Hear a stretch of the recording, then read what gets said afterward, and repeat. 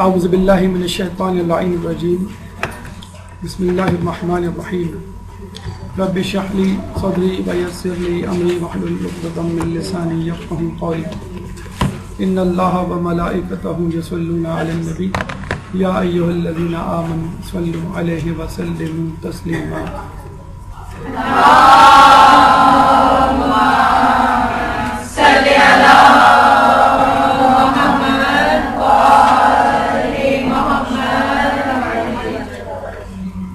آج ہماری گفتگو کا عنوان ہے سیرت بی بی فضہ سلام اللہ علیہ۔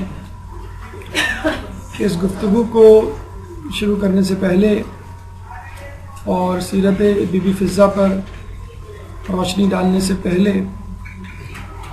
چند مقدماتی گفتگو کہ یہ موضوع آپ کے لیے کیوں اہم ہے، اس کے بعد بی بی فضہ کا خاندانی پس منظر، پھر وہ کس طرح در اہل بیت پر حاضر ہوئیں، کس طرح اپنی فن کیمیا گری سے اہل بیت کی مدد کرنے کی کوشش کی اور انہوں نے کیا دیکھا، اہل بیت کے ساتھ رہتے ہوئے کن کرامات کی حامل بنی، ان کے تقوی میں، عبادت میں، علم میں کیسے اضافہ ہوا، قربت قرآن کس طرح حاصل ہوئی اور خدمت اہل بیت کا سفر کربلا تک کس طرح جاری و ساری رہا۔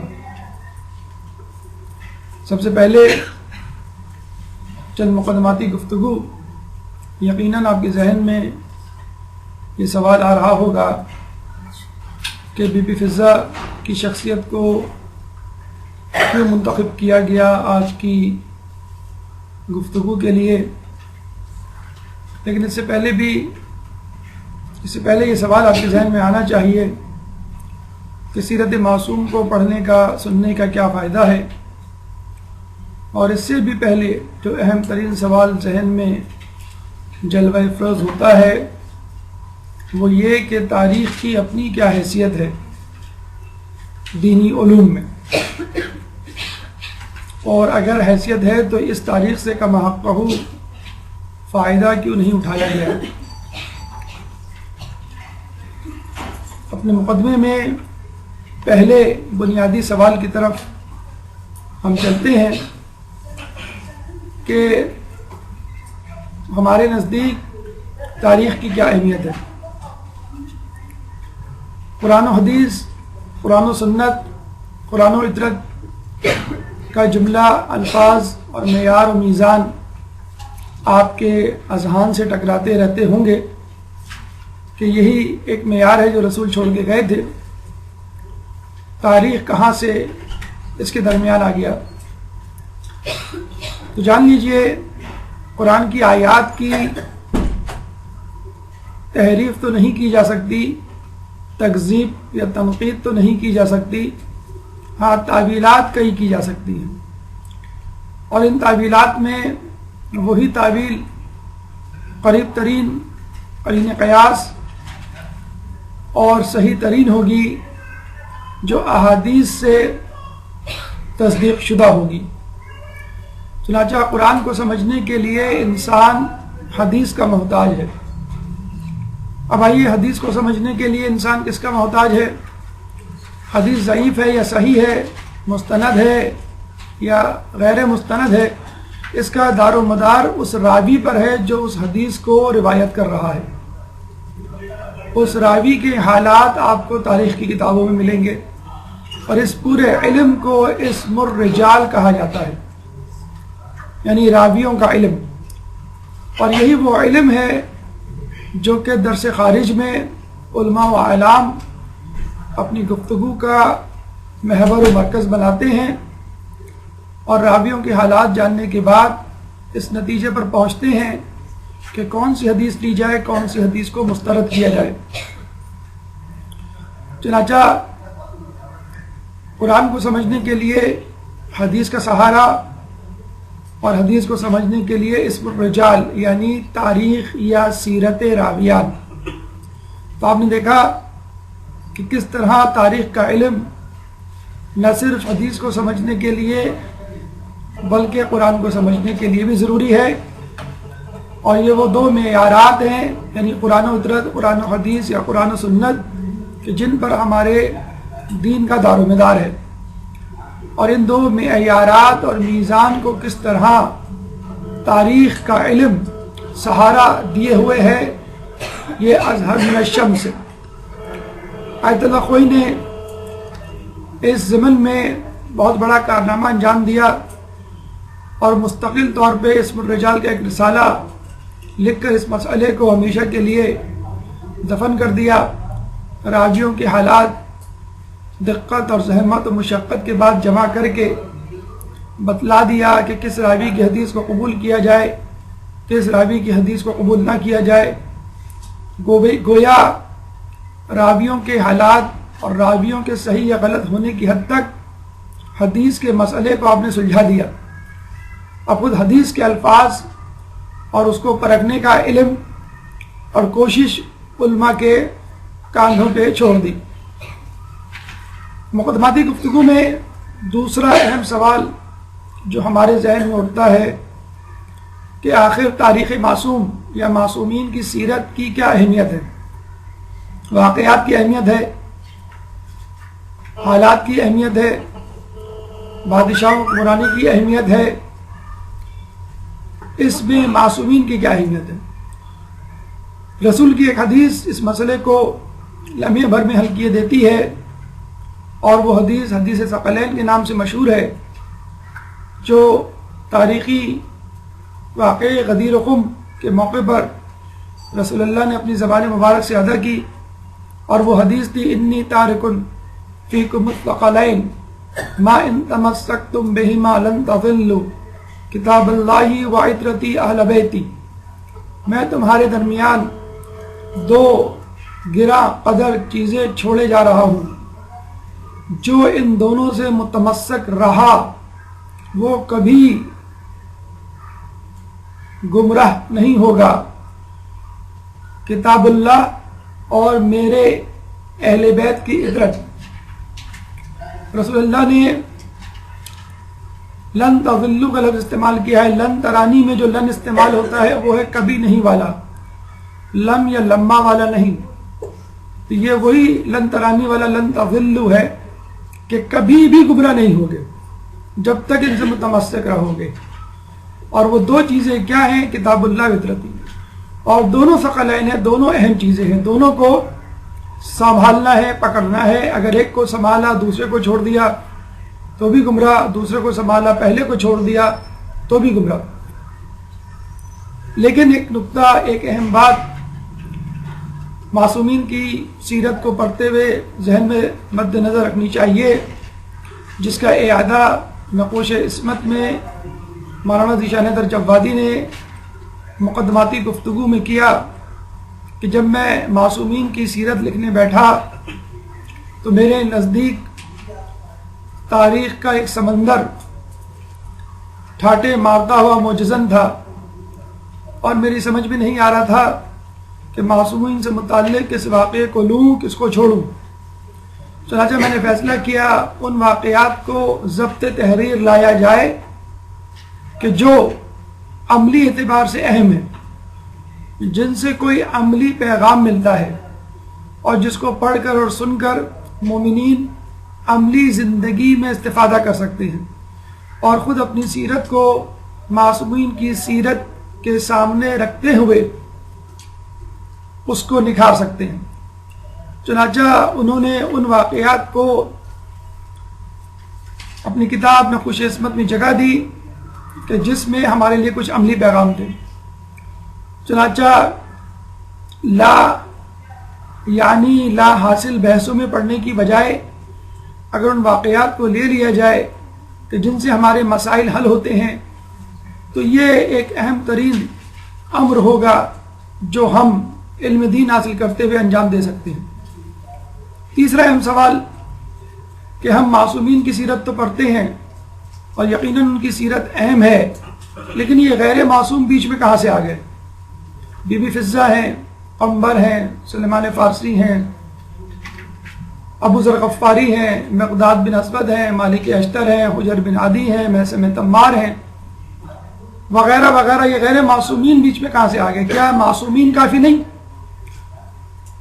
تو اس کے لیے ایک بڑا اہم نعرہ، جواب، ضرب المثل یا بات جو اس وقت عوام میں گردش کرتی ہے وہ سنا دیا جائے تو آپ کو اندازہ ہو جائے گا کہ غیر معصوم کی تاریخ اور سیرت پڑھنا بھی کتنی زیادہ اہمیت کی حامل ہے. جب کسی شخص سے پوچھا جائے کہ آپ کی زندگی میں اہل بیت کی جھلک نہیں، آپ کی نمازیں، آپ کا روزہ، آپ کی عبادات میں وہ بات نہیں جو اہل بیت کی نماز، روزہ اور عبادات میں ہے، تو وہ شخص کہتا ہے کہاں وہ کہاں ہم. اور جب کہا جائے کہ مرنے کے بعد آپ کہاں جائیں گے تو وہ کہتا ہے جہاں وہ وہاں ہم. تو ایک طرف تو عملی زندگی میں آپ یہ دعویٰ کرتے ہیں کہ میرا ان امور سے کوئی تعلق نہیں کیونکہ یہ تو معصومین کے امور ہیں، یہ فرائض عبادات معصومین کی عبادات اور فرائض ہیں، اور پھر آپ جنت کے حقدار ہونے کا بھی دعویٰ کرتے ہیں. تو جنت بھی معصومین کے لیے، اس کو بھی ان کے لیے بخش دیں، چھوڑ دیں، اور وہاں جانے کی ضرورت نہ کریں کہ وہ معصومین کے لیے بنائی گئی ہے. تو جب جزا میں، انعام میں اور کچھ لینے کے معاملے میں آپ معصومین کے پیچھے جاتے ہوئے نظر آتے ہیں تو کیوں نہ عملی زندگی میں اور فرائض و واجبات کی ادائیگی میں ان کی طرف دیکھتے ہوئے کیوں نہیں نظر آتے؟ یہ تین اہم سوال کہ تاریخ کیوں اہم ہے، تاریخ معصومین کیوں اہم ہے، اور تاریخ غیر معصومین کیوں اہم ہے. چوتھا اہم سوال یا چوتھا اہم نقطہ جس کی طرف آپ کی توجہ مبذول کرانا مقصود ہے وہ ہے تاریخ کی کرپشن. تاریخ وہ مضمون ہے کہ جس میں ہر کسی نے دست درازی اور زیادتی کی ہے اور بے دھڑک قلم چلایا ہے. قرآن تو تھا نہیں کہ دل دھڑکنے لگے، حدیث تو تھی نہیں کہ ہاتھ کپانے لگے، تاریخ تھی جس نے چاہا جو چاہا لکھ ڈالا. اور اس خطا میں، اس لغزش میں وہ کچھ ہوا جو نہیں ہونا چاہیے، یعنی نااہل لوگوں کو اہل بنا دیا گیا اور اہل حقدار لوگوں کو نااہل قرار دے دیا گیا. جو برائی کے قابل تھے ان کی تعریف کے پل باندھے گئے اور جو تعریف کے قابل تھے ان کو پستی کے اندھیروں میں دھکیل دیا گیا. پچھلے دنوں او لیول کی ایک نئی کتاب جب منظر عام پر آئی تو اس کے لیے ایک افتتاحی تقریب مقامی ایمبیسی میں رکھی گئی اور وہاں پہ مصنف نے یہ کہا کہ اس کتاب کو لانچ کرنے کے لیے میں نے بڑی دقت اٹھائی اور یہ کتاب آکسفورڈ یونیورسٹی کی کیبنٹ سے، ان کے بورڈ سے 3-4 مرتبہ ریجیکٹ ہوئی، اور ایک مرتبہ ریجیکٹ ہونے کا فقط جواز یا دلیل یہ تھی کہ ان صاحب نے اس کتاب میں ائمہ پر کافی زیادہ کچھ تحریر کر دیا تھا. انہوں نے کہا کہ آپ نے جو کچھ 12 اماموں سے متعلق لکھا ہے اس کو کم کر کے 2 یا 3 صفحات پر مشتمل کر دیں، محیط کر دیں. تو چنانچہ مصنف نے مجبوراً، جن کا تعلق شیعہ مکتبہ فکر سے نہیں تھا اور انہوں نے ہمارے ائمہ سے متعلق بہت کچھ لکھنے کی کوشش کی، انہوں نے مجبوراً اس مواد کو کم کیا. تو یہ Oxford university press, Oxford university cabinet نے کیوں جرت کی کہ او لیول کی اسلامیات کی کتاب میں ہمارے ائمہ کا تذکرہ کم کیا جائے؟ یہ خود ہمارے تاریخ دانوں کی غلطی ہے کہ جس کی وجہ سے ان کو یہ اقدام کرنا پڑا. جب آپ ان لوگوں کو، ان بزرگوں کو اپنی صفوں میں جگہ نہیں دیں گے، اپنی کتابوں میں ان کا نام عزت و احترام سے نہیں لیں گے، تو پھر یہی کچھ ہوگا کہ جو بزرگان دین ہیں، جو رہنمائی دین ہیں، جو اسلام کو زندہ کرنے والے ہیں، ان کو پیچھے کر دیا جائے گا. جب آپ کربلا کے واقعے کو ہی متنازع بنانے پر تل جائیں گے تو امام حسین کی جنت کی سرداری کو کون ثابت کرے گا؟ تو تاریخ کی کرپشن کا بنیادی طور پہ آغاز خود مسلمانوں سے ہوتا ہے کہ انہوں نے اس تاریخ میں چیپٹر اور ابواب بندی کی تو وہ بادشاہوں کے اعتبار سے کی، کتابیں لکھی گئیں تو حکمرانوں کے حساب سے لکھی گئیں، ائمہ اولیاء اللہ بزرگان دین کے حوالے سے کتابوں کو اور تاریخ کے ابواب کو ترتیب نہیں دیا گیا، اور نوبت یہاں تک پہنچ گئی کہ تاریخ کے ادوار کو حکمرانوں کے ادوار سے یاد کیا جاتا ہے، بزرگان دین کے واقعات سے نہیں۔ اس کا نتیجہ یہ نکلتا ہے کہ اگر کوئی شخص غیر مطمئن ہو کر اپنے طور پر تاریخ کو کھنگالنا شروع کرے اور بنیادی حوالہ جاتی کتابوں کی طرف رخ کرے اور اپنے طرف پر کوئی فیصلہ کرنے کی کوشش کرے، اور اگر تھوڑا سا دانشور ہو تو خود سے کتاب لکھ جانے کی جسارت کرے تو لوگ اس پر فتوے لگانا شروع کر دیتے ہیں۔ ایسا ہی کام مولانا مودودی نے خلافت و ملوکیت لکھ کر کیا، اور ان کے احاطہ تحریر میں جب کچھ بزرگان دین کے کارنامے اور ان پر تنقید شامل ہوئی تو لوگوں نے آپ پر کفر کے فتوے لگائے۔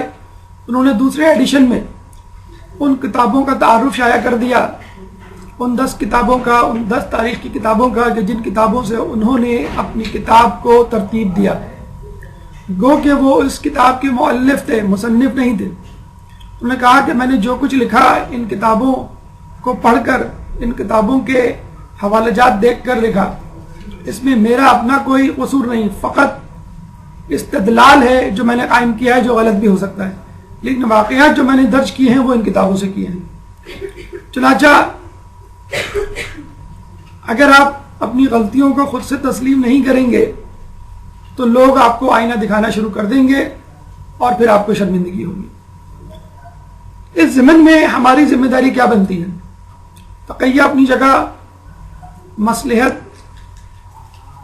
اپنی جگہ، لیکن جب تاریخ میں ایسا موڑ آ جائے کہ جب آپ کو قربانی دینی پڑ جائے اور حق کو واضح کرنا ضروری ہو جائے تو پھر یہ آپ کی ذمہ داری ہے، چاہے آپ کا نقصان ہو جائے، آپ کی جان چلی جائے، آپ حق کو واضح کریں۔ ایسا ہی کام ابن سکیت نے بادشاہ متوکل عباسی کے دور میں کیا کہ جب وہ ان کے 2 بیٹوں کو پڑھا رہے تھے، معتز اور مؤید۔ بادشاہ کے کسی نے کان بھرے کہ ابن سکیت مذہب اہل بیت کا ماننے والا ہے، اور اس نے اپنے دونوں بیٹوں کے دلوں میں اہل بیت کی محبت ڈال دی ہے اور وہ اپنے مذہب کو چھوڑ چکے ہیں۔ متوکل نے خود سے اس مسئلے کو حل کرنے کی کوشش کی اور امر حقیقی معلوم کرنے کا ارادہ کیا۔ ایک دن وہ خود ابن سکیت جب ان کے دونوں بیٹوں کو پڑھا رہے تھے پہنچ گیا اور پوچھنے لگا کہ میرے بیٹے کیسے جا رہے ہیں؟ ابن سکیت نے تعریف کی، ماشاءاللہ دونوں بیٹے بہت اچھے جا رہے ہیں، سبق یاد کرتے ہیں، مجھے سناتے ہیں، سیرت و کردار میں بھی تبدیلی آئی ہے۔ اب ابن سکیت نے اپنا وہ سوال کیا جس کی بنا پر اس کو فیصلہ کرنا تھا کہ کیا اس کے بیٹے مذہب اہل بیت کی طرف چلے گئے ہیں یا ابن سکیت خود اس کا تعلق مذہب اہل بیت سے ہے۔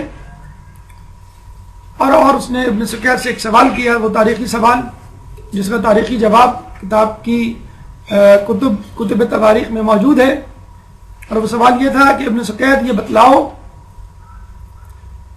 کہ علی کے بیٹے حسن و حسین زیادہ بہتر ہیں یا میرے بیٹے معتز اور مؤید؟ ابن سکیت نے جب یہ سنا تو ان کو جلال آ گیا، اور یہ وہ وقت تھا کہ جب حق کو اظہار کرنا ضروری ہو گیا اور تقیہ سے منہ موڑنا حرام۔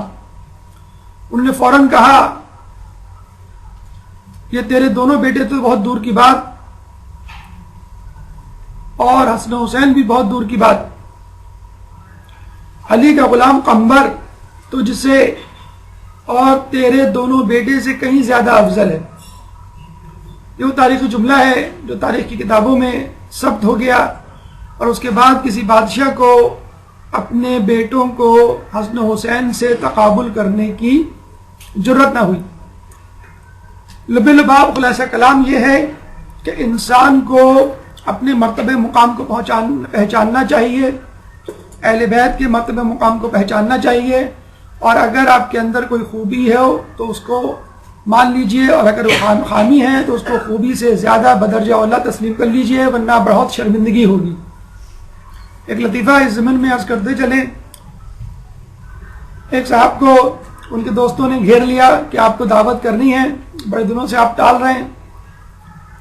چاروں لاچار انہوں نے دعوت قبول کر لی، یعنی ٹھیک ہے ہم آپ کی دعوت کریں گے۔ مقرر دن مقرر وقت پہ لوگوں کو دوستوں کو بلا لیا۔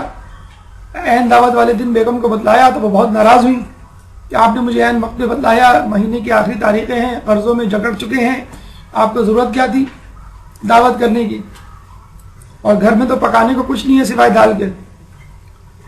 تو انہوں نے کہا کہ ایسا کرو دال ہی پکا دو، لیکن کم از کم کچھ بہانہ تو بناؤ کہ میں اپنے دوستوں کو منہ دکھانے کے قابل رہوں۔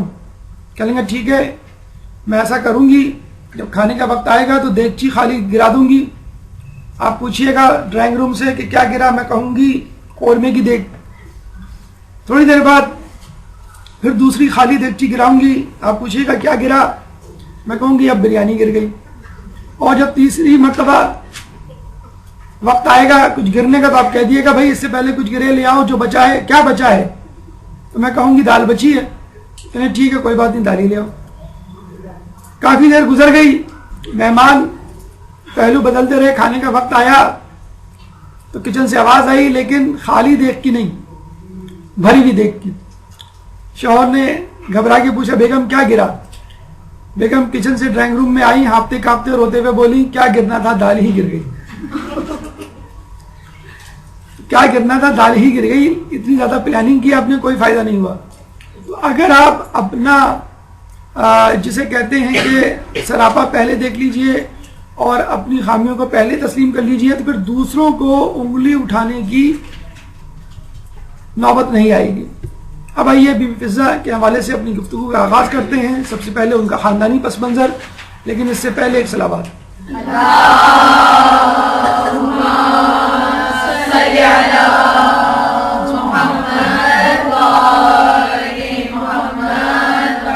آپ کا نام میمونہ نوبیہ تھا، نوبیہ اس قبیلے کا نام کہ جن سے ان کا تعلق تھا، لیکن جب آپ اسلام کے دائرہ کار میں داخل ہوئی تو آپ کا نام فضہ پڑ گیا، اور وہ اس وجہ سے بھی کہ آپ کو فن کیمیا گری میں بڑا کمال تھا، اور اس میں بھی چاندی بنانے کا فن آپ کو آتا تھا۔ 72 سال کی عمر پائی، 11 سال کی عمر میں در اہل بیت پر آئیں، اور پھر 72 سال تک یعنی 61 سال تک انہوں نے خاندان اہل بیت کی خدمت کی۔ خاندان کے حوالے سے بادشاہ نجاشی کی بیٹی یا کنیز ان کو کہا جاتا ہے، جو خود بنفس نفیس اپنے آپ کو اہل بیت کی کنیزی میں دینے آئی تھی۔ ازدواج آپ نے جب تک بی بی سیدہ زندہ رہیں شادی نہیں کی، اور جب آپ کا انتقال اور آپ کی شہادت ہوئی تو وہ بھی لوگوں کے کہنے پہ، ایک روایت میں مولا علی کے کہنے پہ ایک حبشی غلام ابو صعلبہ سے شادی کی، جس سے آپ کا ایک بیٹا ہوا، لیکن 1.5-2 سال بعد شوہر بھی مر گیا اور بیٹا بھی۔ اس کے بعد ایک دوسرے حبشی غلام ابو صلیح عطفانی سے شادی کی، جس سے 4 بیٹے ہوئے، داؤد، یحییٰ، موسیٰ اور محمد، اور ایک بیٹی مسکہ۔ یہ 5 اولادیں آپ کی ابو صلیح کے عطفانی سے جو دوسری شادی ہوئے۔ جناب مسکہ کی ایک بیٹی تھی جس کو فضہ صغریٰ کہنا بجا ہوگا، اس کا نام تھا شکیلہ۔ شکیلہ کے حوالے سے کہا جاتا ہے کہ ان میں بی بی فضہ کی جھلک تھی، اور جس طرح بی بی فضہ جوابات دیا کرتی تھیں، قرآن سے گفتگو کیا کرتی تھی، جناب شکیلہ کے بارے میں بھی یہی ملتا ہے، اور معجزات کی حامل تھی۔ عبادات اور تقوی میں طاقت تھی. ایک دفعہ حج کے موقع پر سفر کے دوران قافلے سے بچھڑ گئی، ناقہ بیمار ہو گیا. ناقے کو اونٹنی کو آزاد کیا اور اللہ سے سچے دل سے دعا کی تو ایک شخص آیا، اس نے ایک ناقہ دیا اور غائب ہو گیا. اس کے بعد اس ناقے کو استعمال کر کے حج کیا، اپنے گھر پہنچی اور قافلے والوں سے پہلے باحفظ حفاظت گھر پہنچ گئی. کسی نے آپ کو قرآن کی زبان میں گفتگو کرتے ہوئے دیکھا تو کہا کہ ہم نے تو ایک زمانے میں بی بی فضا کو سنا ہے قرآن کی زبان میں گفتگو کرتے ہوئے. تو آپ نے کہا کہ میں انہی کی نواسی ہوں. گفتگو کا تیسرا مرحلہ کہ بی بی فضا در اہل بیت پر کس طرح آئی. ایک صلوات پڑھتے محمد والے محمد.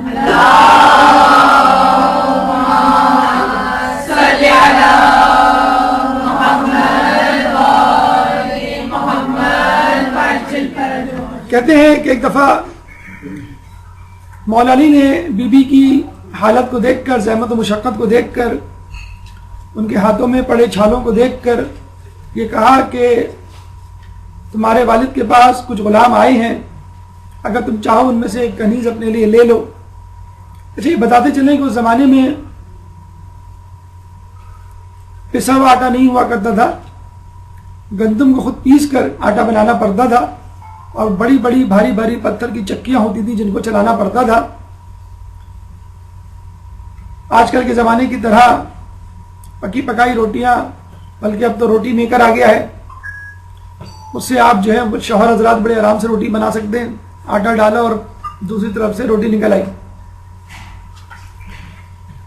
تو تم جو ہے اپنے لیے کنیز مانگ لو. چنانچہ وہ مولا کے ساتھ گئیں لیکن ہمت نہیں ہوئی کچھ کہنے کی. شرمندہ واپس آ گئی. دوسرے دن دوبارہ گئیں. جب بابا سے کہا تو آپ نے کہا کہ دیکھو اس وقت مسجد نبوی میں 400 بھوکے افراد بیٹھے ہوئے ہیں، مجھے ان کے کھانے کا بندوبست کرنا ہے، ان کی ضروریات کو دیکھنا ہے. ان غلاموں کو بیچ کر مجھے ان کے لیے کچھ کرنا ہے. اور تمہارے حق کے کم ہونے کا اندیشہ نہ ہوتا تو میں تمہیں ایک کنیز دے دیتا اور تم اپنے شوہر کے حق کی بابت قیامت میں کیا جواب دو گی اس کا خیال رکھو. یعنی آپ نے دیکھا کہ رسول اللہ نے دوسروں کو ترجیح دی بنسبت اپنی بیٹی کے. آپ نے دیکھا کہ فاطمہ کو انہوں نے سمجھایا کہ دیکھو تم اس بات کی زیادہ فکر کرو کہ تمہارے فرائض کیا ہیں بنسبت اس کے کہ تمہارے حقوق کیا ہیں. اپنی ذمہ داریوں کی طرف دیکھو نہ کہ ان سہولیات کی طرف. یہ آج کل کی خواتین کے لیے بہت اچھا پیغام ہے کہ جب وہ سسرال جاتی ہیں شوہر سے ڈیمانڈ کرتی ہیں اور اپنے حقوق جتاتی ہیں کہ میرے لیے اتنے کپڑے، میرے لیے یہ کھانے، میرے لیے ایسا گھر، میرے لیے ایسی گاڑی اور میرے لیے یہ سہولیات، اور خود آپ کی اپنی ذمہ داری اس سے آپ کو آگاہی نہیں ہوتی. اور عمر گزریاتی یہی شکوہ کرتے ہوئے کہ تم نے مجھے کیا دیا، میں اس سے پہلے بہت عیاشی کی زندگی اور سہولت زندگی گزار رہی تھی. جاتے جاتے رسول نے کہا کہ میں تمہیں ایک تسبیح دے دیتا ہوں، اور اس تسبیح میں 34 مرتبہ اللہ اکبر، 33 مرتبہ الحمدللہ، 33 مرتبہ سبحان اللہ. اور وہ تسبیح ہے کہ جس نے نہ صرف فاطمہ بلکہ حقیقت میں ان کے ماننے والوں کو فائدہ دیا.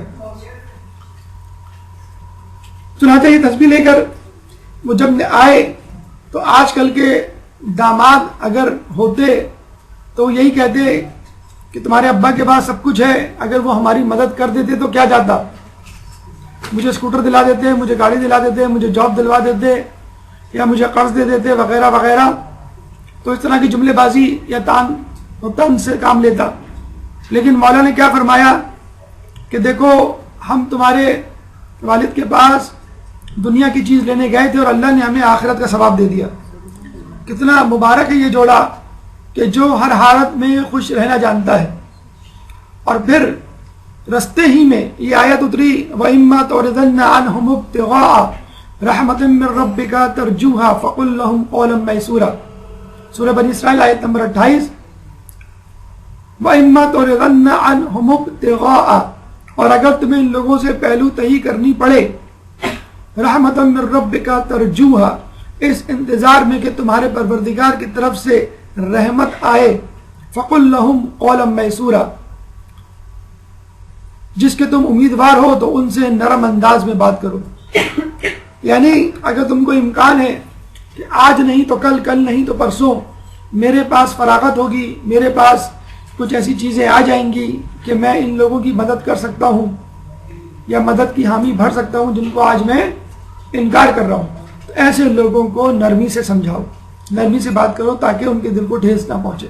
رسول اللہ سمجھ گئے کہ اب میرے پاس کشائش یا فراغت یا کھلا ہاتھ آنے والا ہے، اور جب بی بی فضہ ان کے پاس آئیں تو آپ نے بی بی فضہ کو اپنی بیٹی کے حوالے کر دیا۔ یہاں پر ایک بات سمجھنے کی ہے کہ اگر رسول چاہتے تو پہلے دن ہی حوالے کرتے تھے، کیا ان کو وحی الہی کے طور پہ، علم غیب کے طور پہ اس کا علم نہیں تھا؟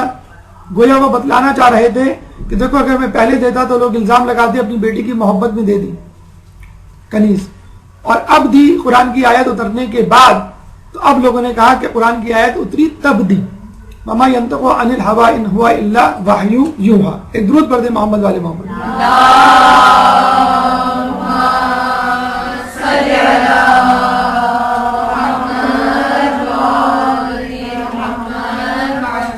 ہماری گفتگو کا چوتھا مرحلہ فن کیمیا گری۔ جب آپ در اہل بیت میں آئیں تو دیکھا کہ یہاں بہت خستہ حالی ہے، فقر و فاقہ ہے، پریشانی ہے، غربت ہے، بھوک و افلاس ہے۔ چنانچہ آپ نے اپنے فن کو، فن کیمیا گری کو استعمال کرنے کی ٹھانی، کہیں سے لوہا تلاش کیا، کچھ کیمیائی اجزاء اس کے ساتھ ملائے، آگ میں پگھلایا اور پھر اس کو چاندی میں تبدیل کر دیا۔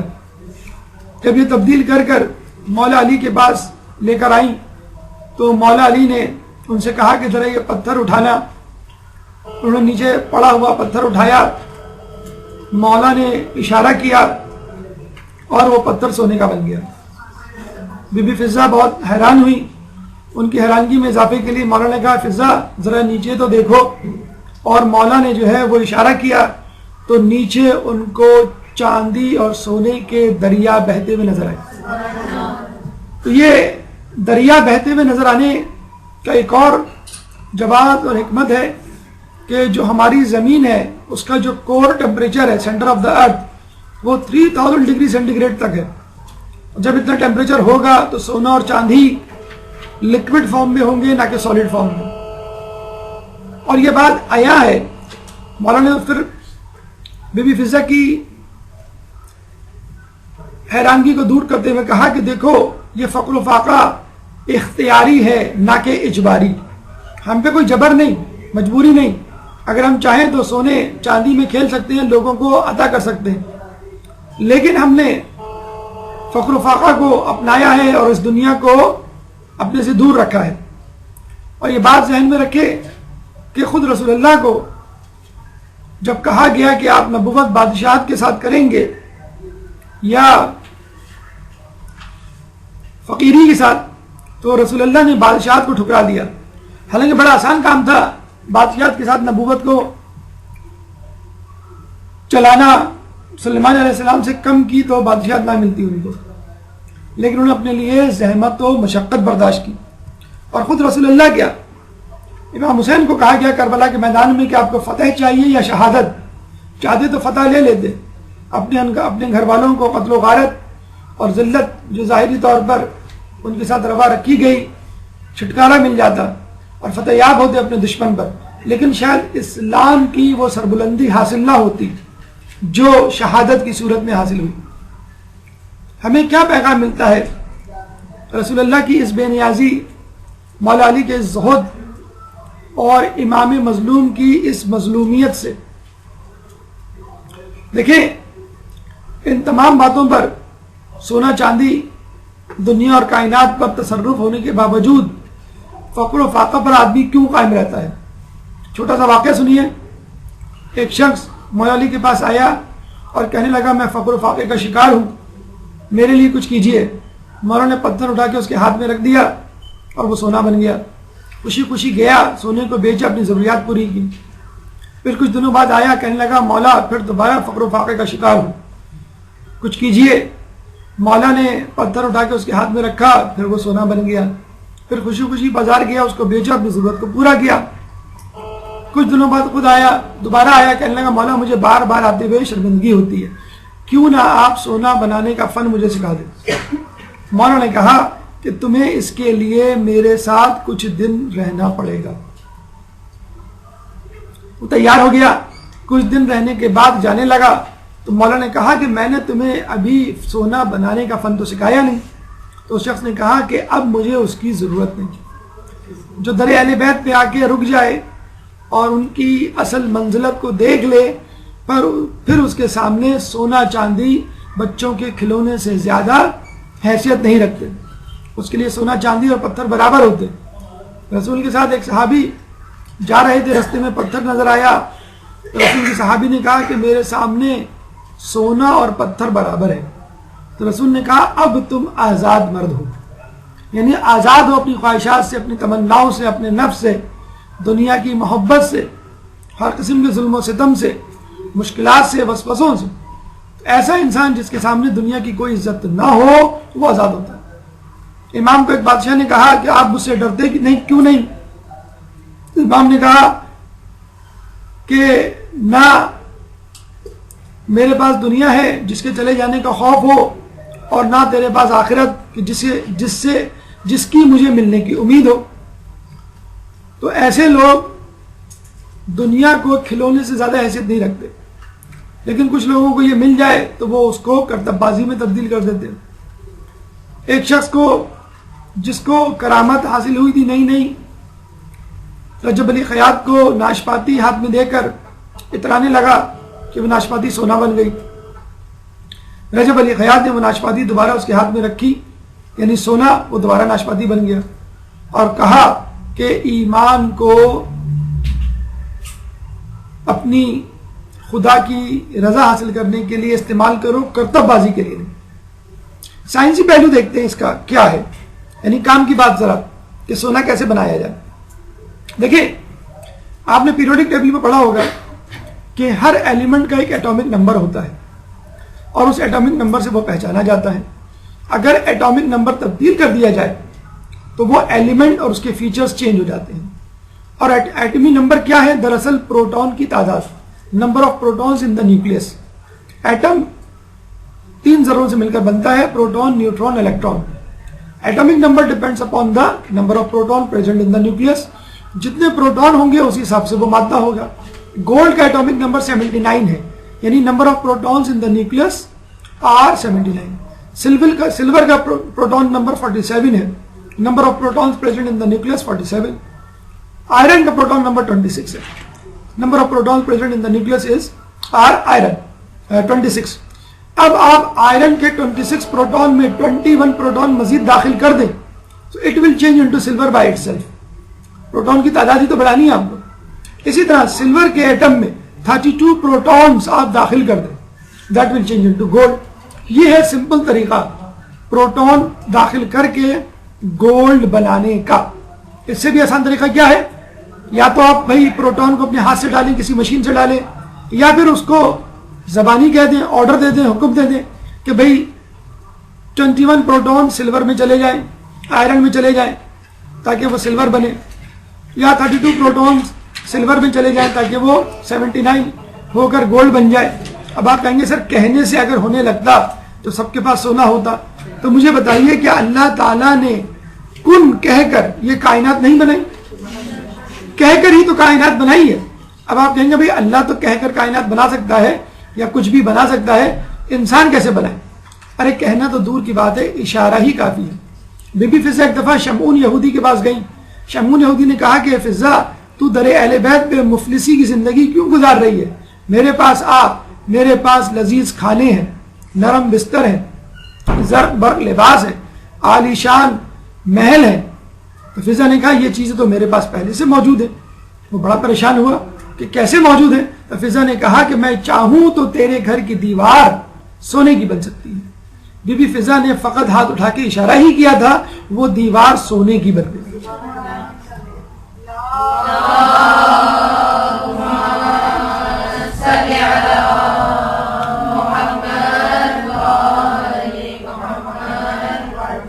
چھٹے امام اپنے اصحاب کے ساتھ بیٹھے ہوئے تھے، کہنے لگے کہ مومن میں اتنی قابلیت ہوتی ہے کہ اگر وہ سامنے کھڑے ہوئے درخت کو اشارہ کرے تو وہ درخت اس کے سامنے آ کر کھڑا ہو جائے. امام نے جملہ ختم کیا نہیں تھا، وہ درخت امام کے سامنے آ کر کھڑا ہو گیا. امام نے مسکرا کے کہا کہ میں نے مثال دی تھی، حکم نے. تو یہ مومن کا انداز ہوتا ہے. اگر مومن چاہے تو کہنا تو درکنار، فقط اس کے اشارے سے چاند 2 ٹکڑے ہو سکتا ہے، بشرط یہ کہ وہ اللہ کی رضا میں اپنی رضا کو شامل کر دے. اور یہاں پر یہ حدیث ہمیں یاد آتی ہے، حدیث قدسی کہ انسان میں نے پوری کائنات تیرے لیے خلق کی ہے اور تجھے اپنے لیے. تو تمام چیزیں جو کائنات میں موجود ہیں ان کے اوپر مومن کو مکمل طور پہ تصرف حاصل ہے، بشرط یہ کہ وہ اللہ کا بندہ اور نیکوکاروں میں شامل ایک صالح انسان بن جائے. اگر وہ فاسق و فاجر ہوگا تو کبھی بھی یہ چیزیں اس کے تصرف پہ نہیں آئیں گی.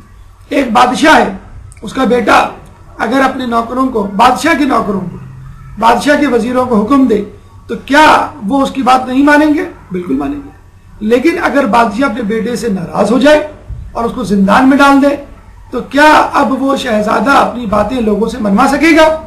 بالکل نہیں. ہماری مثال بالکل ایسی ہے. ہم اپنی تمناؤں کے اسیر ہو چکے ہیں، ہم اپنی خواہشات کے زندان میں مقید ہیں. اسی لیے کائنات اور یہ تمام چیزیں جو ہمارے پاس موجود ہیں ہماری بات نہیں مانتے. اور اگر آج ہم خدا کے بندے بن کر اور اس کے مطیع و فرما بردار ہو کر اپنے آپ کو تبدیل کر لیں تو یہ کائنات ہمارے قدموں میں گر جائے گی. تو ہم دنیا کی لالچ میں مبتلا ہیں. اس کو ایک حکایت سے سمجھ لیجئے. ایک دفعہ ایک بادشاہ نے اپنے وزیر کو کہا کہ میں تم سے بہت خوش ہوں اور چاہتا ہوں کہ تم کو کچھ دوں، چنانچہ تم جاؤ میرے خزانے سے جتنے ہیرے جواہرات چاہو سمیٹ کے لے آؤ. جب وہ گیا تو وہاں پہ موجود خزانچی نے کہا وزیر خزانہ نے کہ تم یہاں سے جتنے چاہو جواہرات لے کے جا سکتے ہو، لیکن ضروری ہے مغرب سے پہلے پہلے تم اس خزانے سے اپنی چیزیں سمیٹ لینا. اگر مغرب ہو گئی اور سورج غروب ہو گیا تو پھر تمہیں اجازت نہیں ہوگی. جب اندر داخل ہوا تو اس نے دیکھا ایک کھانے کا کمرہ ہے جس میں لذیذ کھانے تیار رکھے ہوئے ہیں. آگے ایک اور کمرے میں گیا تو وہ استراحت کا کمرہ تھا، بیڈ روم تھا، اس میں بہت ہی نرم بستر بچھا ہوا تھا. تیسرا کمرہ جواہرات کا تھا. اس نے کہا ابھی دوپہر کا وقت ہے، دن ہے، سورج نصف النہار پہ ہے، میں کچھ کھا لوں. چنانچہ وہ کھانے بیٹھ گیا. پہلی مرتبہ اتنے لذیذ کھانے بادشاہ نے پکوائے تھے جو آج تک اس نے نہیں کھائے تھے. اور جب اس نے پیٹ بھر کے بلکہ کچھ زیادہ ہی اپنی استطاعت سے گنجائش سے کھا لیا تو اس کو غنودگی نے ستایا.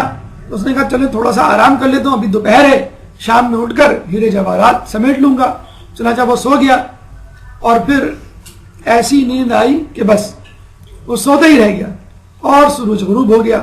اور جلدی جلدی وہ بھاگا خزانے کی طرف کہ ہیرے جواہرات سمیٹوں، لیکن وزیر خزانہ نے منع کر دیا کہ اب اس کا وقت گزر چکا، تم اپنا وقت استعمال کر چکے. آج کل کا انسان بھی اسی طرح زندگی گزار رہا ہے. ہیرے جواہرات نہیں جمع کر رہا بلکہ کھانے پینے اور سونے کی فکر میں. ہیرے جواہرات کیا ہیں؟ نیکیاں، عبادات اور فرائض.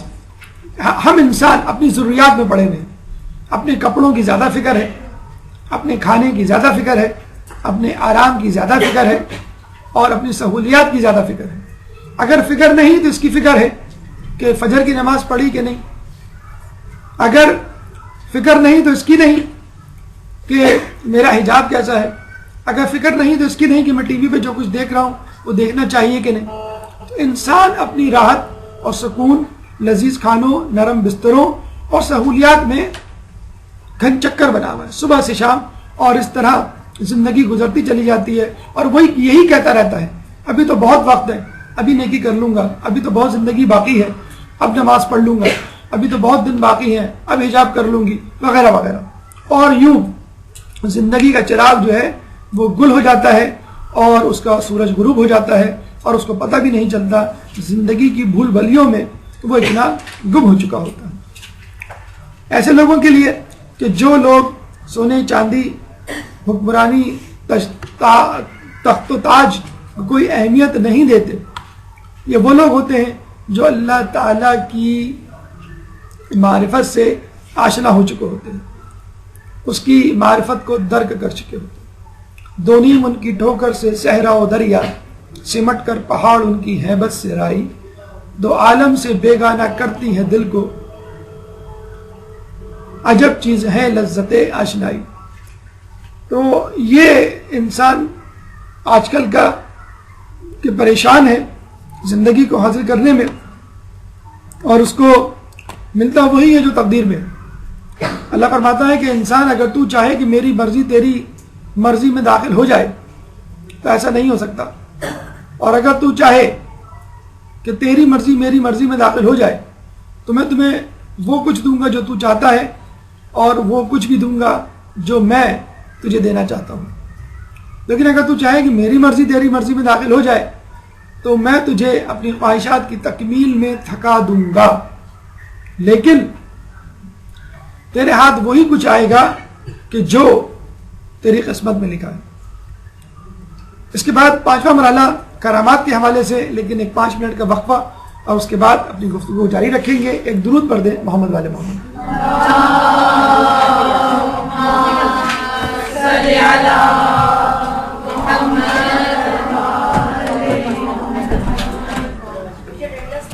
بسم اللہ الرحمن الرحیم۔ گفتگو کا 5واں مرحلہ بی بی فضہ کی کرامات کے حوالے سے۔ آپ نے دیکھا کہ بی بی فضہ جب آئی تھی تو چاندی بنانے کا فن جانتی تھی، اور جب اہل بیت کے خاندان کو ان کی رہنمائی کو اختیار کیا تو سونا بنانے کے فن کو نہیں جانا بلکہ سونا بنانے کی کرامت کو اختیار کیا، حاصل کر لیا۔ فن آنا ایک الگ بات ہے اور کرامت کا حامل ہونا ایک الگ بات ہے۔ فن کا مطلب یہ ہے کہ آپ نے خود سے حاصل کیا، آپ کا پروردگار آپ سے راضی ہے یا نہیں آپ کو نہیں معلوم، لیکن کرامت کا مطلب یہ ہے کہ اللہ آپ سے راضی بھی ہے، اس لیے تو اس نے یہ کرامت دی ہے۔ تو تقویٰ پرہیزگاری حاصل کر کے انسان اگر کوئی کرامت حاصل کرے وہ اس فن سے بہتر ہے جو تقوی کے بغیر اس کے پاس آ جائے۔ پھر ہمیں یہ بھی ملتا ہے کہ ایک دفعہ رسول اللہ کی دعوت کی بی بی سیدہ نے، دعوت کے بعد جانے لگے تو مولا نے کہا کہ کل میری طرف سے دعوت ہے۔ رسول اللہ دوسرے دن آئے، دعوت کے بعد جانے لگے، امام حسن نے کہا کہ کل میری طرف سے دعوت ہے۔ تیسرے دن آئے، دعوت کے بعد جانے لگے تو امام حسین نے کہا کل میری طرف سے دعوت ہے۔ جب چوتھے دن آئے، دعوت کے بعد جانے لگے، دروازے سے گزر رہے تھے، بی بی فضہ کھڑی ہوئی تھی، انہوں نے آہستگی سے کہا کہ کل میری طرف سے دعوت ہے۔ اچھا رسول کہہ سکتے تھے کہ بس ٹھیک ہے، گھر والوں کی طرف سے ہو گئی، تم یہاں کی کنیز ہو، تمہاری دعوت بھی اس میں ہو گئی، لیکن کہا کہ ٹھیک ہے میں آؤں گا۔ 5ویں دن آئے تو اہل بیت بڑے حیران ہوئے، خیریت؟ آپ نے کہا کہ آج فضہ نے میری دعوت کی ہے۔ اب مولا علی بڑے حیران پریشان ہوئے اور بی بی فضہ سے کہا کہ آپ ہمیں بتلا دیتی تو ہم کچھ انتظام کر دیتے طعام کا۔ انہوں نے کہا کہ کوئی بات نہیں، انشاءاللہ انتظام اللہ کر دے گا۔ اندر کمرے میں گئی، مصلی بچھایا، نماز پڑھنے لگی، سجدے میں جا کے دعا کی گڑ گڑا کر کہ اللہ تیرے محبوب کی دعوت کی ہے، میری عزت کی لاج رکھ لینا۔ اور پھر کچھ دیر بعد دیکھا کہ جنت سے طعام رسول اللہ کے لیے آیا۔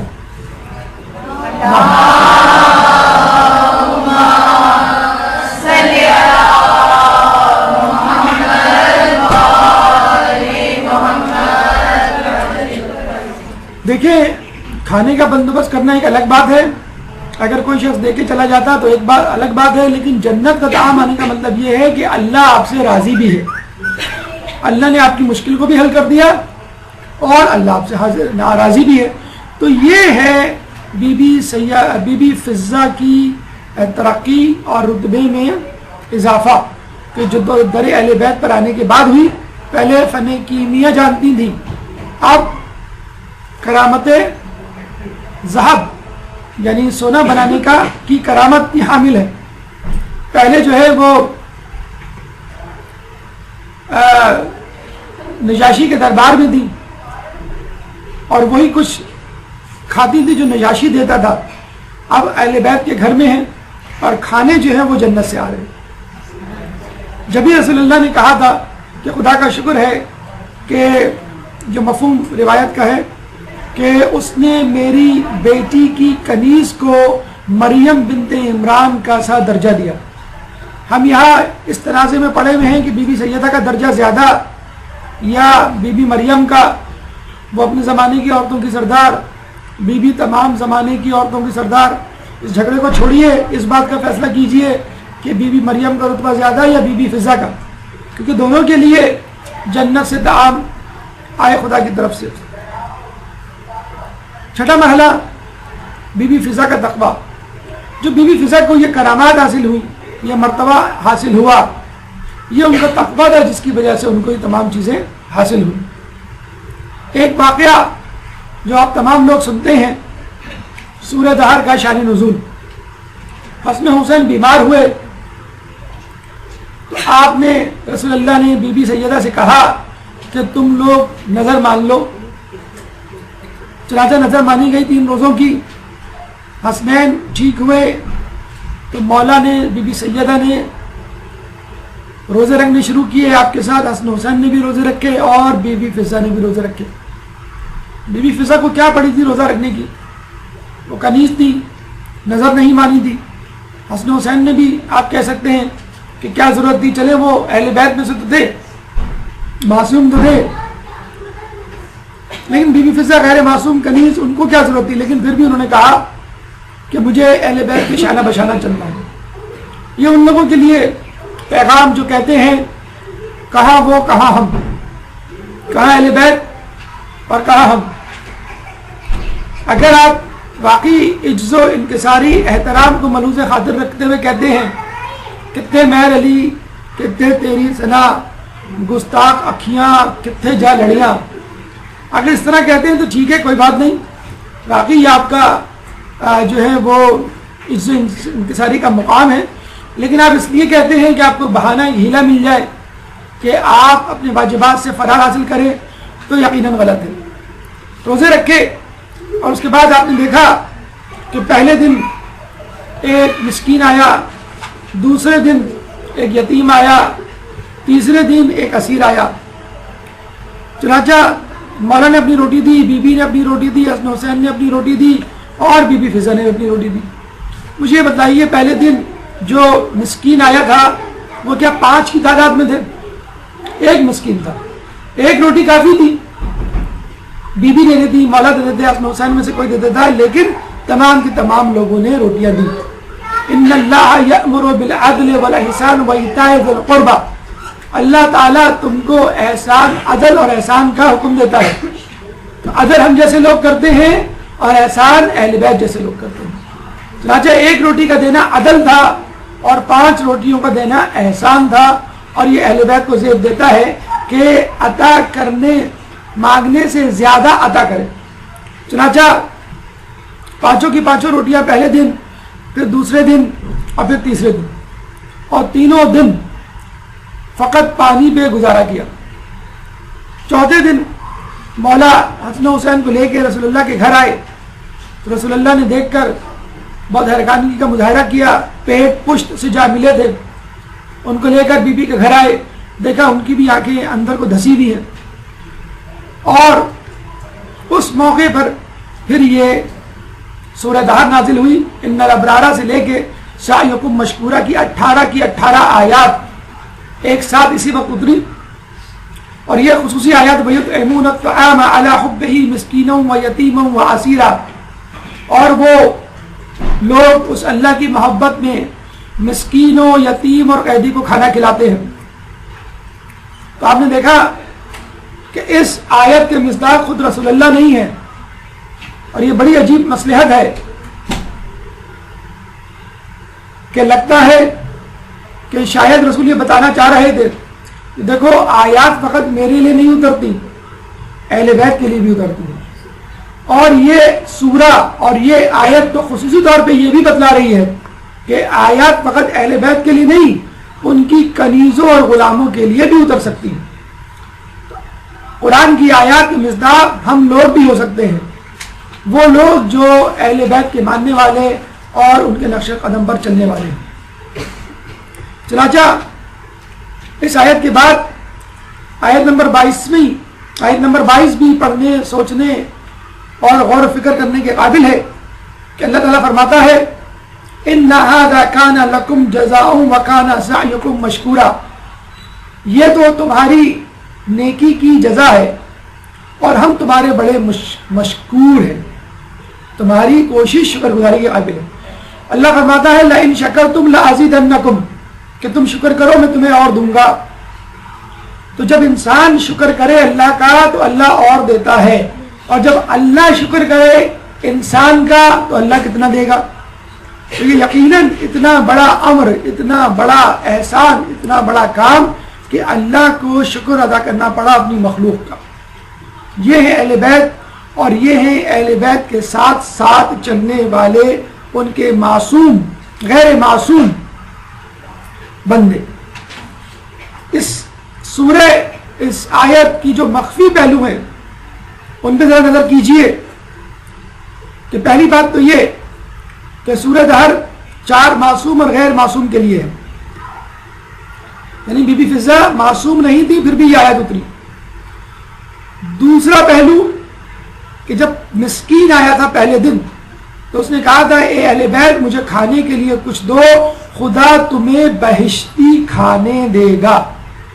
اور آپ نے دیکھا بی بی فضہ کے لیے کس طرح بہشتی کھانے آئے، کس طرح کھانے آئے۔ وہ کہتے نا کہ فقیر کسی امیر سے مانگ رہا تھا کہ مجھے 10 روپے دے دے اللہ تجھے کروڑوں دے گا۔ اس آدمی نے 10 روپے دیتے ہوئے کہا کہ مجھ سے زیادہ تو تم امیر ہو، میں تمہیں 10 دے رہا ہوں تم مجھے کروڑ دے رہے ہو۔ تو بعض اوقات جو ہے وہ فقیروں کی دعائیں بھی لگتی ہیں۔ اس فقیر کی دعا کیا لگی کہ بی بی فضہ کے لیے جنت سے کھانا آیا۔ 7واں مرحلہ قربت قرآن، لیکن اس سے پہلے ایک صلوات۔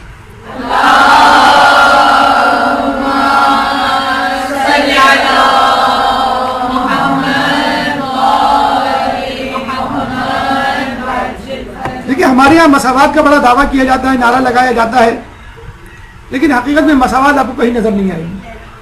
امریکہ میں گورے اور کالوں کی مساوات کا چکر ابھی تک چل رہا ہے، تعصب ابھی بھی جاری ہے۔ ساؤتھ افریقہ میں کچھ سال پہلے تک تو ووٹ ڈالنے کا حق ہی نہیں تھا۔ پھر نوکروں کے ساتھ جو رویہ اختیار کیا جاتا ہے، چاہے وہ مشرق ہو یا مغرب ہو، نوکروں کو چھوڑیے، حکمرانوں کے بچے الگ اسکول میں پڑھتے ہیں اور عوام کے بچے الگ اسکولوں میں پڑھتے ہیں۔ حکمرانوں کے لیے الگ ہاسپٹل ہوتے ہیں اور عوام الناس کے لیے سول جگہ جیسے ہاسپٹل ہوتے ہیں۔ حکمرانوں کے لیے منرل واٹر ہوتا ہے اور غریبوں کے لیے جوہر کا پانی ہوتا ہے۔ حکمرانوں کے لیے الگ تعلیم ہوتی ہے اور بچوں کے لیے، عوام الناس کے بچوں کے لیے ایک الگ تعلیم ہوتی ہے۔ بی بی فضہ کنیز تھی، اگر وہ چاہتی بی بی سیدہ تو یہ کہہ سکتی تھی بھائی تم اپنے کام سے کام رکھو، جس کام کے لیے آئی ہو بس وہی کام کرو، لیکن ایسا نہیں کیا۔ ان کو تعلیم بھی دی، ان کی تربیت بھی کی، اور اتنا بہتر قاری قرآن، حافظ قرآن، معلم قرآن بنایا کہ آج تک ان کو دنیا متکلمہ قرآن یا معلمہ قرآن کے حوالے سے یاد رکھتی ہے۔ 20 سال اور ایک روایت کے مطابق 30 سال تک آپ نے قرآن کے لہجے میں قرآن کی آیات میں گفتگو کی۔ ایک واقعہ بڑا دلچسپ آپ کی معلومات کے لیے، ایک دفعہ وہ جا رہی تھی حج بیت اللہ کے ارادے سے، قافلے سے بچھڑ گئی۔ ایک شخص وہاں سے گزرا اور پوچھا کہ آپ کون ہیں؟ آپ نے جواب دیا فقل سلام فسوف یعلمون، سلام کہو بس تمہیں انہیں معلوم ہو جائے گا۔ یعنی اس کو چاہیے کہ پہلے وہ سلام کرتا۔ پھر اس نے کہا آپ یہاں کیسے آ گئی؟ آپ نے کہا وَمَن يَهْدِ اللَّهُ فَمَا لَهُ مِن مُضِلٍ، جس کی ہدایت اللہ کرے اسے گمراہ کرنے والا کوئی نہیں۔ کہنے کا مطلب یہ ہے کہ میں اپنے قافلے سے بھٹک کر یہاں آ گئی۔ پھر اس نے پوچھا، اس کو شک ہوا کہ کوئی جن بھوت پریت تو نہیں کہ آپ جنوں میں سے ہیں یا انسانوں میں سے؟ تو آپ نے قرآن کی آیت پڑھی یا بنی آدم خذوا زینتکم، اے نبی آدم، اے بنی آدم، اپنے آپ کو سجائے رکھو، یعنی میں بنی انسان میں سے ہوں۔ پھر اس نے پوچھا آپ کہاں سے تشریف لائیں؟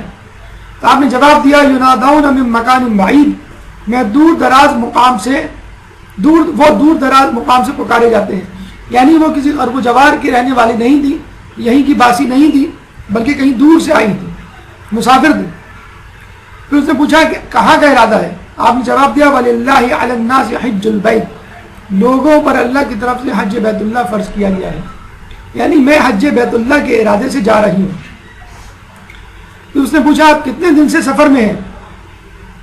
آپ نے کہا وَلَقَدْ خَلَقْنَا السَّمَاوَاتِ وَالْأَرْضَ وَمَا بَيْنَهُمَا فِي سِتَّةِ أَيَّامٍ، اور بتحقیق ہم نے آسمانوں اور زمینوں کو اور جو کچھ ان دونوں کے مابین ہے ان کو 6 دنوں میں تخلیق کیا، پیدا کیا، یعنی 6 دنوں سے وہ مسلسل سفر میں تھی۔ پھر اس نے کہا کہ آپ کچھ کھائیں گی؟ تو آپ نے کہا وَمَا جَعَلْنَهُمْ جَسَدًا لَيَأْكُلُونَ الطَّعَامَ، اور ہم نے ان کے جسم ایسے نہیں بنائے کہ وہ کھانا نہ کھا سکے، یعنی ان کو بھوک لگ رہی تھی اور ان کو کھانے کی حاجت تھی۔ پھر اس نے پوچھا آپ، یعنی وہ پھر کھانے کے بعد اونٹ پر سوار ہو گیا اور یہ پیدل تھی، چنانچہ اونٹ بنسبت انسان کے تیز چلتا ہے، وہ پیچھے رہ گئی، تو اس نے پیچھے مڑ کے کہا کہ آپ ذرا تیز تیز قدموں سے چلے۔ تو بی بی نے کہا لا یکلف اللہ نفسا الا وسعها، اللہ کسی کو اس کی وسعت سے زیادہ تکلیف نہیں دیتا۔ پھر وہ سمجھ گیا کہ یہ بیچاری پیدل ہے، میں اونٹ پر ہوں، اچھا نہیں لگتا۔ اس نے کہا آپ بھی میرے ساتھ اونٹ پر بیٹھ جائیں۔ تو آپ نے کہا لو کان فیہما آلہۃ الا اللہ لفسدتا، اگر زمین و آسمان میں اللہ کے سوا کوئی اور خدا ہوتا تو دونوں کا نظام برباد ہو جاتا، یعنی ایک اونٹ پر ہم دونوں کا بیٹھنا مناسب نہیں۔ چنانچہ وہ سمجھ گیا اور وہ نیچے اتر گیا اور کہا کہ آپ اونٹ پر سوار ہو گئے۔ جب وہ اونٹ پر بیٹھی تو انہوں نے کہا سبحان الذی سخر لنا ھذا وما كنا له مقرنین، پاک ہے وہ ذات جس نے یہ سواری ہمارے لیے مسخر کی۔ پھر رستے میں اس نے پوچھا کہ جس قافلے سے آپ آئی ہیں اس قافلے میں آپ کا کوئی واقف کار اس وقت موجود ہے؟ تو آپ نے کہا یا داؤد انا جعلناک خلیفۃ فی الارض، اے داؤد ہم نے تم کو زمین میں خلیفہ مقرر کیا، یہ ان کے پہلے بیٹے کا نام۔ پھر کہا وما محمد الا رسول، اور حضرت محمد نہیں ہے مگر پیغمبر، محمد یعنی ان کے دوسرے بیٹے کا نام۔ یا یحییٰ خذ الکتاب، اے یحییٰ کتاب کو مضبوطی سے پکڑو، یحییٰ یعنی ان کے تیسرے بیٹے کا نام۔ یا موسیٰ انی انا ربک، اے موسیٰ بے شک میں تمہارا رب ہوں، موسیٰ ان کے چوتھے بیٹے کا نام۔ اور اس نے مزید تصدیق کے لیے پوچھا کہ کیا یہ آپ کے بیٹے ہیں؟ تو آپ نے جواب دیا المال والبنون زینت الحیات الدنیا، مال اور اولاد زندگانی دنیا کی زیب و زینت ہے۔ اور وہ سمجھ گیا کہ یہ ان کے بیٹے ہیں، اور جب وہ ان کو قافلے سے ملانے لے گیا اور ان کے چاروں بیٹے آئے تو بی بی فضہ نے اپنے بیٹوں کو دیکھ کر کہا یا ابت استاجرہ ان خیر من استاجرت القوی الامین، اے ابا اس کو اجرت پہ رکھ لیجئے، کیونکہ اچھا مزدور جسے آپ اجرت پر رکھیں وہی ہے جو طاقتور بھی ہو اور امانت دار بھی ہو۔ یعنی وہ چاہ رہی تھی کہ اس شخص کو میری حفاظت، سواری، باہم پہنچانے اور غذا فراہم کرنے کے طور پہ کچھ اجرت دے دی جائے۔ جب انہوں نے اجرت دی تو انہوں نے کہا کہ تھوڑی سی اجرت میں اضافہ کر دیا جائے، اور آپ نے کہا واللہ یضاعف لمن یشاء، خدا جس کے لیے چاہتا ہے اور بڑھا دیتا ہے، یعنی دگنا کر دیتا ہے۔ اور اس طرح انہوں نے یعنی ان کے بیٹوں نے اس اجرت کو دگنا یا زیادہ کر دیا۔ تو آپ نے دیکھا کہ بی بی فضہ نہ صرف خدمت میں مشغول رہی بلکہ تعلیم قرآن کا سلسلہ بھی جاری رکھا۔ یہ ہمارے لیے، ہماری اولادوں کے لیے، ہمارے نسلوں کے لیے ایک نصیحت ہے، ایک پیغام ہے کہ ہم انگلش کے جملے یاد کر لیتے ہیں اور دوسرے لوگوں کو گانوں کے بول، اشعار، لہو و لعب پہ مشتمل گانے یاد ہو جاتے ہیں، تو کیوں ہم کو آیات قرآنی نہیں یاد ہوتی؟ قرآنی آیات جو ہماری روزمرہ کی زندگی کے معمولات سے بہت زیادہ لگا کھاتی ہو، اس سے استفادہ کیا جا سکتا ہو، اگر ایک آیت روزانہ بھی یاد کریں تو بھی آپ کو پورے سال میں 365 آیات یاد ہو جائیں گی، یعنی تقریباً دن بھر میں ہونے والے تمام امور سے متعلق کوئی نہ کوئی آیت. کتابیں موجود ہیں موضوعاتی آیات کے نام سے. اگر آپ اپنے بچوں کو خصوصی طور پہ چھوٹی چھوٹی آیات اپنے بچوں کو یاد کروائیں اور ان سے پریکٹس کے طور پہ پوچھیں, خود اپنے طور پہ بھی یاد کریں, تو روزانہ صرف ایک آیت آپ بھی اس کا ورد کریں. کھانا پکاتے ہوئے خواتین کے لیے بہت پلینٹی آف ٹائم ہوتا ہے, تو بجائے اس کے کہ وہ ساس نندوں کی باتوں کو سوچیں, ان باتوں کو اپنا شعار بنائیں, ان کی تکرار کریں, ان کو ذہن میں بار بار لائیں. ہماری گفتگو کا 8واں مرحلہ بی بی فضہ کی خدمت در کربلا. ایک درود پڑھ دے محمد علیہ.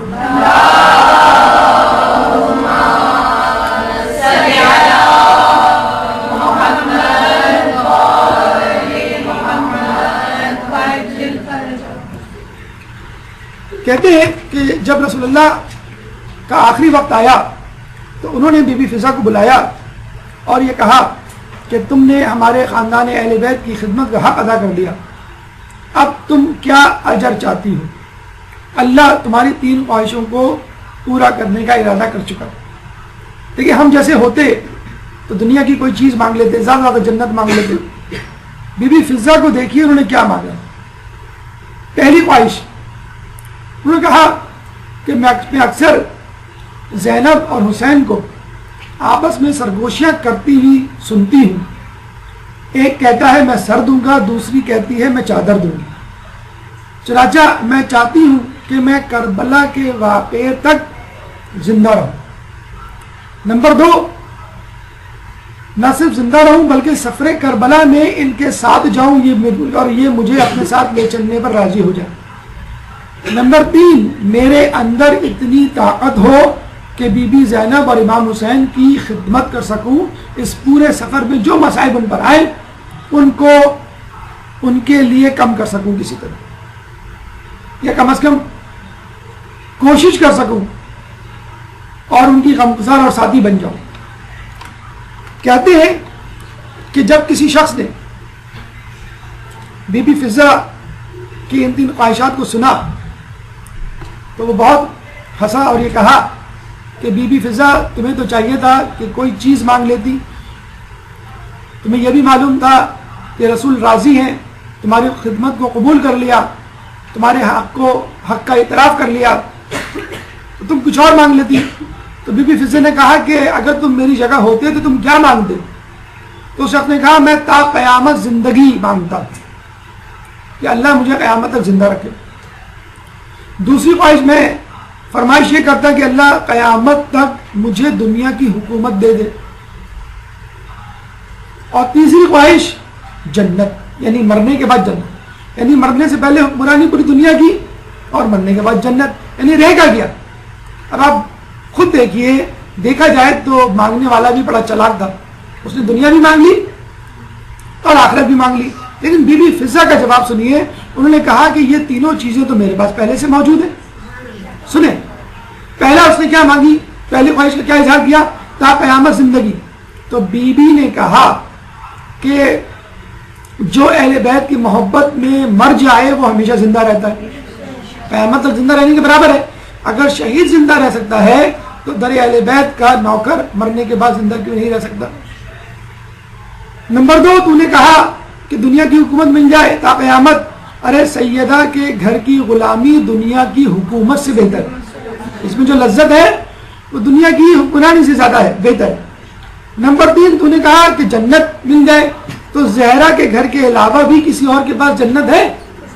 جنت کے سردار یہاں, جنت کی عورتوں کی سردار یہاں, جنت اور جہنم کو تقسیم کرنے والا یہاں, تو اس گھر کے علاوہ جنت کے ٹھیکیدار کہاں؟ تو یہ تھا بی بی سیدہ کا جواب. ایک درود پڑھتے محمد علی محمد.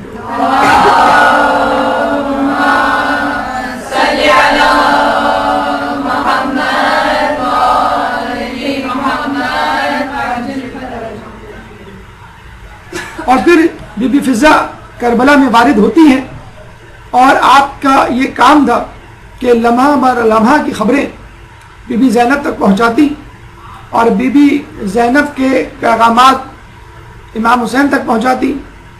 فضائل میں مصائب میں ان کا تذکرہ میں ملتا ہے کہ حبیب ابن مظاہر کی آمد کی خبر بی بی فضہ ہی نے بی بی زینب کو دی تھی, اور بی بی زینب کا سلام بی بی فضہ ہی نے حبیب ابن مظاہر کو پہنچایا تھا. جناب حر کی آمد کی خبر بھی بی بی فضہ ہی نہیں دی تھی. حتیٰ کہ یہ بھی ملتا ہے کہ جب امام مظلوم یا بی بی زینب لاشوں کو اٹھاتے یا میدان کربلا کی طرف جاتے تو بی بی فضہ ان کے ساتھ ساتھ جاتی اور لاشیں اٹھانے میں ان کی مدد کرتی.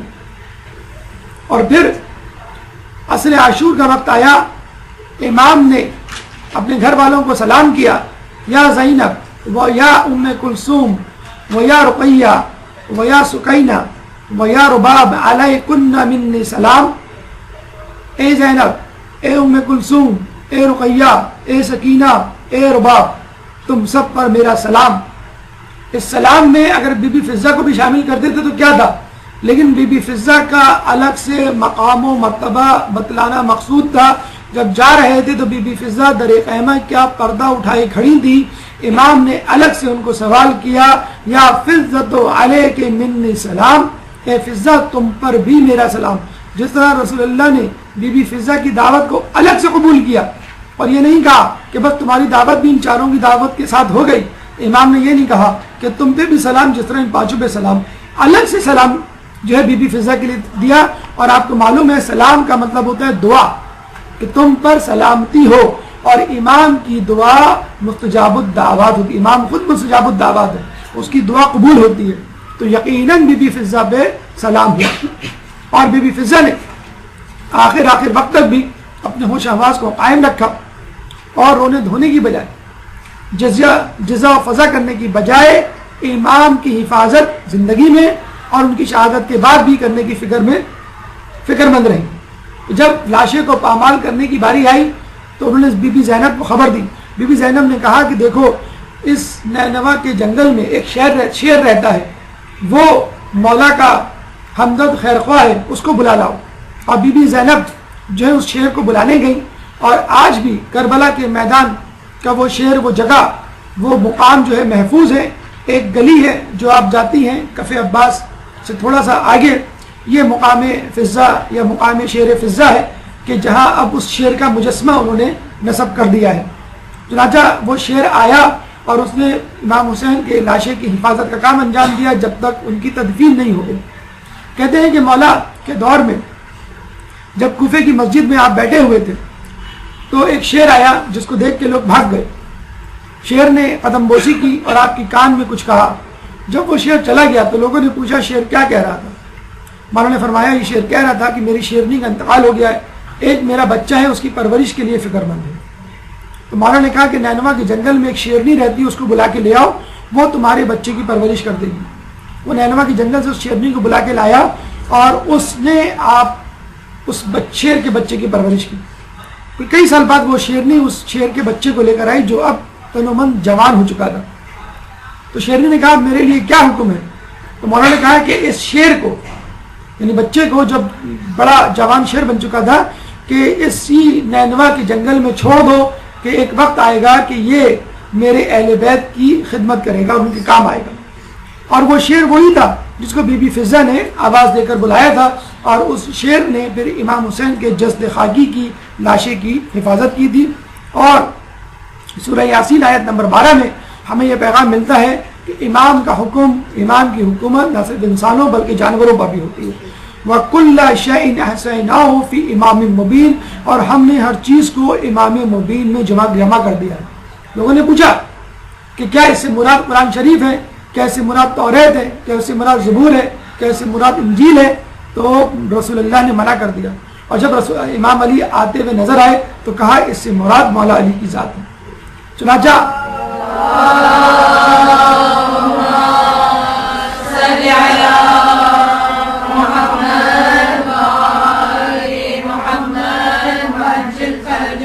شہادت حسین کے بعد جب یہ قافلہ کوفے کے بازار اور شام کے دربار میں پہنچا تو بھی فضہ کا کردار ہم کو واضح طور پہ نظر آتا ہے.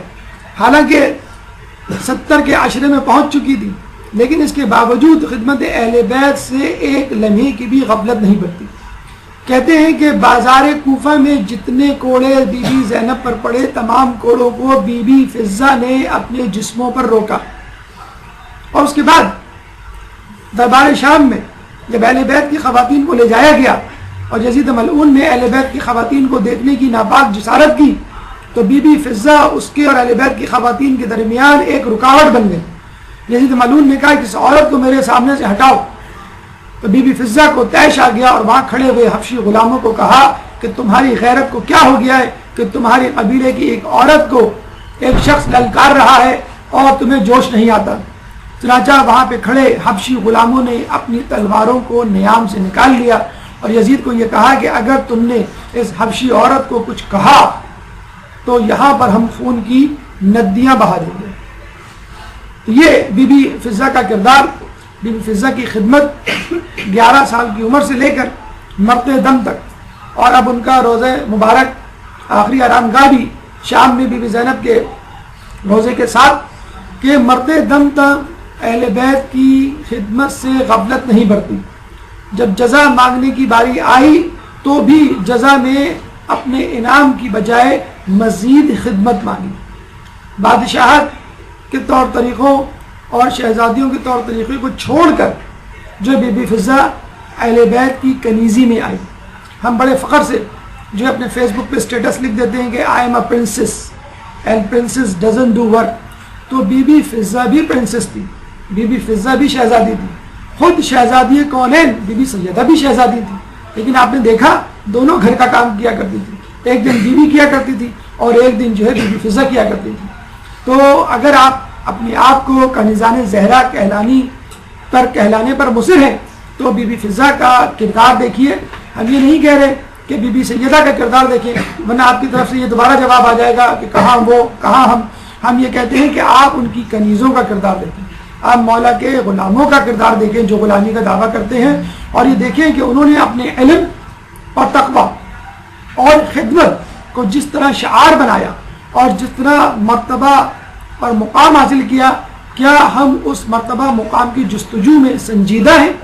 اگر نہیں ہے تو فکر کیجئے، اور اگر ہیں تو شکر ادا کیجئے. اللہ تعالیٰ سے دعا ہے کہ جو کچھ پڑھا سنا اس پہ عمل کرنے کی توفیق عطا فرمائے. اس موضوع سے متعلق اگر آپ کے ذہن میں کوئی سوال ہے تو آپ کر سکتے ہیں. اب سوالات بھرپور سلامات. برحمتك يا أرحم الراحمين وصلى الله على محمد وآله الطاهرين.